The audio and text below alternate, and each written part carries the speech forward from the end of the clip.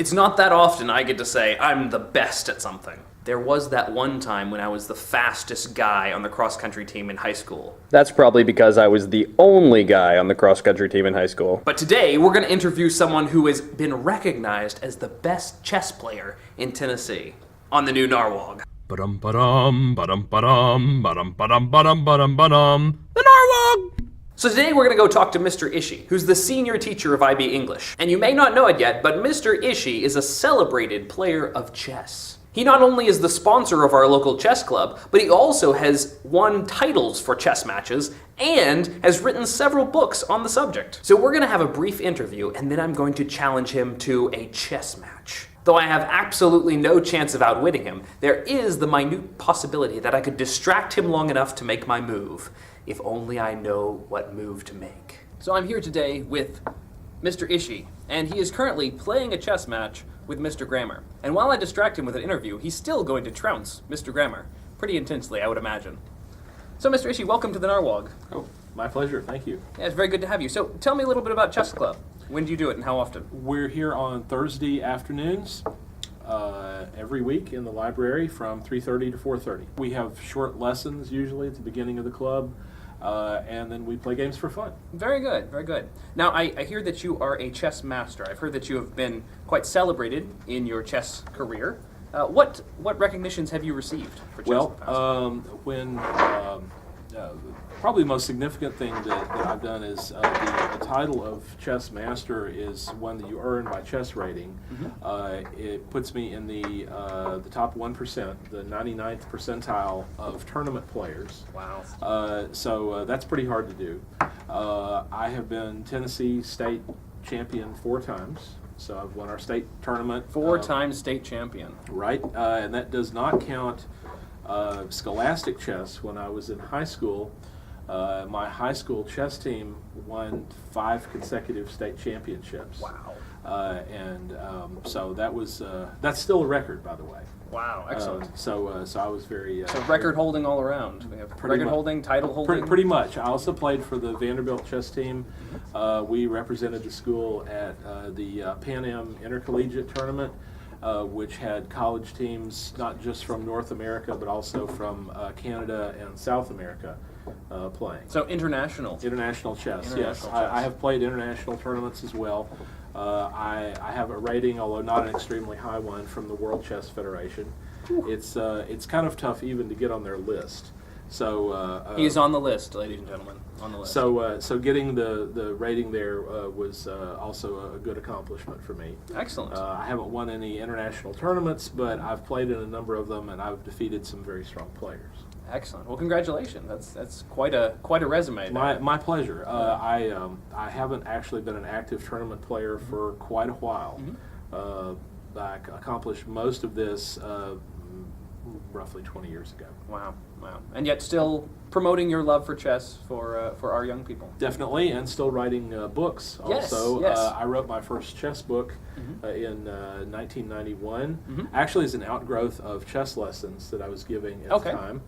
I had a student who was interested in a particular opening variation, and so I did some research for him, and he was very successful.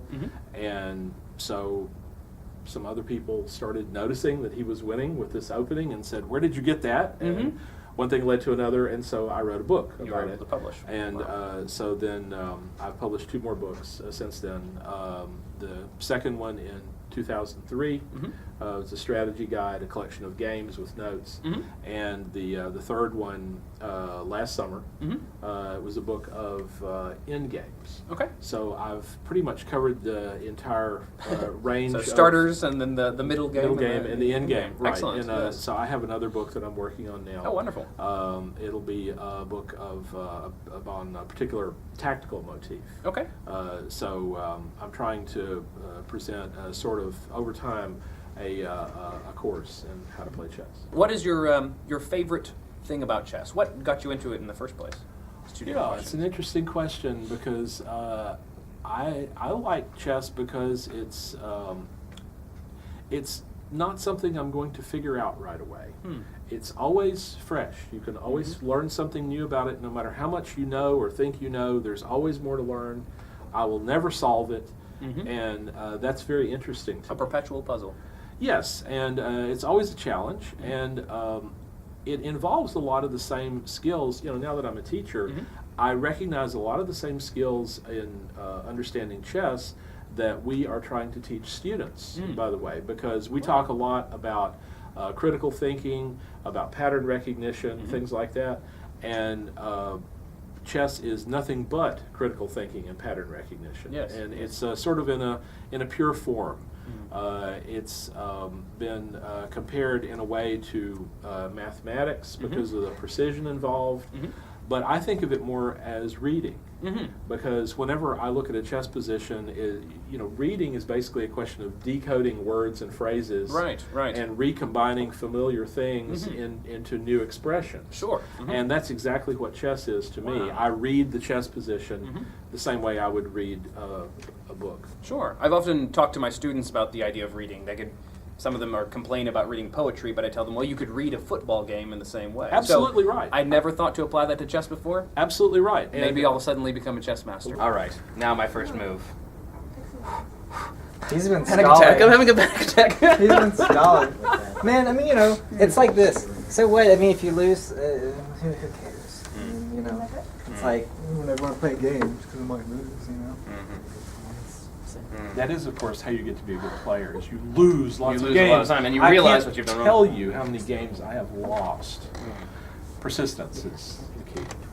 Well, Check. I'm starting the game off right.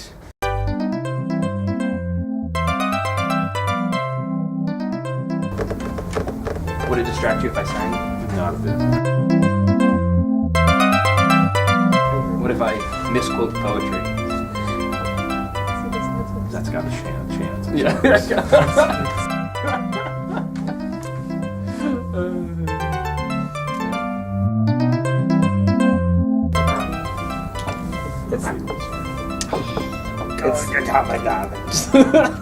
it's definitely a nice flair, though. No, I can't recognize patterns.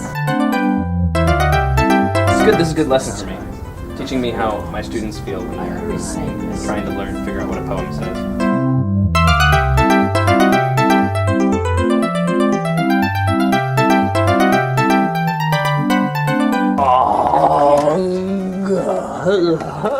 So many things I can't see. That's it. Yeah. Thank you for the game. That was very good. That was very good. Yes, that was awful.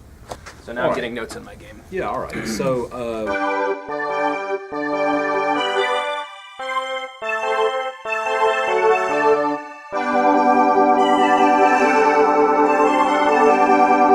right. I can't believe that you remember every move I've made. I have no idea except for maybe I don't even remember the last moves I made. See, that was the problem. I wasn't seeing. Except for every once in a while, and I got a glimmer. Anyway, go ahead. If you do it often enough, you do. You remember. You remember because you're You know, reading I mean, the poetry. I remember of it, next math. year, but I remember it now. But no, I'm sure that if you're interested and you wanted to spend an hour or two with me, I could raise your game a ton. Wow. I may have to come back to chess club sometimes and see if I can improve Thursday. a little bit here. I'm here every Thursday to tell you what I know. I can't take it to the grave with me, man. So it can be yours. Oh, yay. There you go. Well, thank you very much. Really My appreciate pleasure. it. Thank you for the wonderful game and the explanation, the lesson, and also the interview. Thanks for watching. Click here on the king to subscribe. Click here on the rook to watch the next video about how to deal with midterm stress. Click on the pawn to watch the previous video about quilting. Or if you'd like to find out what I learned about chess and see the full explanation of my game, click over here.